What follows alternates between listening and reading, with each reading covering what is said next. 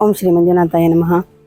ಶ್ರೀ ಗಣೇಶ್ ಜ್ಞಾನ ವಿಕಾಸದ ಬಗ್ಗೆ ಒಂದೆರಡು ಮಾತನ್ನು ಹೇಳಲಿಕ್ಕೆ ಇಷ್ಟಪಡ್ತೀನಿ. ನನ್ನ ಹೆಸರು ಸುಧಾ, ಆದಿಶಕ್ತಿ ಕಾಂಚಿಕ ಸ್ವಸಹಾಯ ಸಂಘದ ಸದಸ್ಯೆ. ನಾನು 19 ವರ್ಷದಿಂದ ಸಂಘದ ಸದಸ್ಯಳಾಗಿದ್ದೀನಿ. ಜ್ಞಾನ ವಿಕಾಸ ಕೇಂದ್ರ ಇದು ಹೇಮಾವತಿ ಅಮ್ಮನವರ ಕೊಡುಗೆ. ಇದು ಒಂದು ಮಹಿಳೆ ಮಾನಸಿಕವಾಗಿ, ಸಾಮಾಜಿಕವಾಗಿ, ಬೌದ್ಧಿಕವಾಗಿ ಬೆಳವಣಿಗೆ ಆಗಬೇಕು ಅನ್ನೋ ಮೂಲ ಉದ್ದೇಶದಿಂದ ಗ್ರಾಮಾಭಿವೃದ್ಧಿ ಯೋಜನೆ ಇದೊಂದು ಕಾರ್ಯಕ್ರಮವನ್ನು ಹೇಮಾವತಿ ಅಮ್ಮನವರು ಹಮ್ಮಿಕೊಂಡಿದೆ.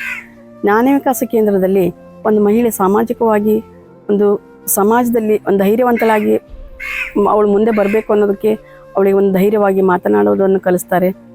ಒಂದು 4 ಜನರ ಹತ್ರ ಹೇಗೆ ಬೆರಿಬೇಕು ಅನ್ನೋದು ಕಲಿಸ್ತಾರೆ. ಒಂದು ಸಂಸ್ಕಾರಯುತ ಶಿಕ್ಷಣ ಹೇಗಿರಬೇಕು ಅನ್ನೋದು ಕಲಿಸ್ತಾರೆ.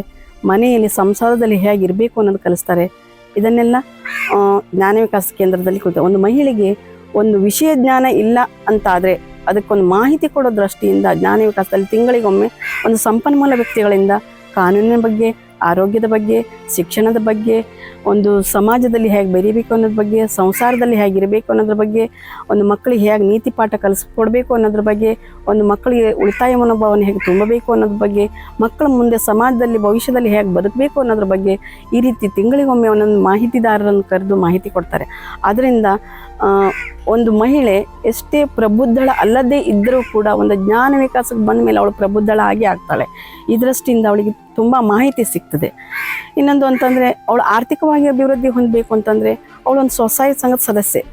ಕೇವಲ ಒಂದು ಗುಂಪು ಭದ್ರತೆ ಆಧಾರದ ಮೇಲೆ ಧರ್ಮಸ್ಥಳ ಸಂಘ 14% ಬಡ್ಡಿಯಲ್ಲಿ 1 ಲಕ್ಷಕ್ಕೆ ಒಂದು 6,990 ರೂಪಾಯಿ ಬಡ್ಡಿ ದರದಲ್ಲಿ ಅವಳಿಗೆ ಅವಳ ಆರ್ಥಿಕ ಅಭಿವೃದ್ಧಿ ಮಾಡ್ಕೊಳ್ಳಿಕ್ಕೆ, ಅಂದರೆ ಮೂಲ ಸೌಕರ್ಯಕ್ಕಿರ್ಬೋದು, ಉತ್ಪಾದಕಕ್ಕಿರ್ಬೋದು, ಸುತ್ತು ನಿಧಿಗಿರ್ಬೋದು, ಅವಳು ಯಾವುದೇ ಒಂದು ರಂಗದಲ್ಲಿ ತಾನು ಒಂದು ಅಭಿವೃದ್ಧಿ ಆಗಬೇಕು ಅನ್ನೋ ದೃಷ್ಟಿಯಿಂದ ಅವಳಿಗೆ ಬೇಕಾದಷ್ಟು ಸಾಲದ ಸೌಲಭ್ಯವನ್ನು ಒದಗಿಸ್ತದೆ.